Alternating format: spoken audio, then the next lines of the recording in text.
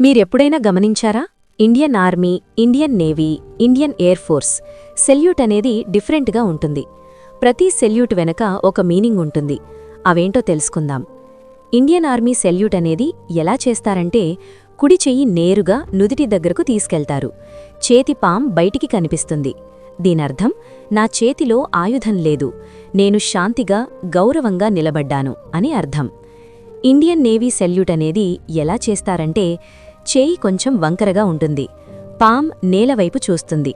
దీనర్థం, సముద్రంలో పని వల్ల చేతులు మురికైనా గౌరవం తగ్గదు అని అర్థం. ఇండియన్ ఎయిర్ ఫోర్స్ సెల్యూట్ అనేది ఎలా చేస్తారంటే, ఆర్మీలాగే కాని చాలా షార్ప్ అండ్ ఫాస్ట్. ఫింగర్స్ కాస్త స్టిఫ్, లుక్ చాలా ప్రిసైజ్. దీనర్థం, ఎయిర్ ఫోర్స్ అంటే స్పీడ్, యాక్యురసీ. ప్రతి మూవ్మెంట్ కూడా పర్ఫెక్ట్గా ఉండాలి. సింపుల్గా, air force salute = speed, precision అని అర్థం. సెల్యూట్ ఒక్కటే, కానీ భావం 3 రకాలు.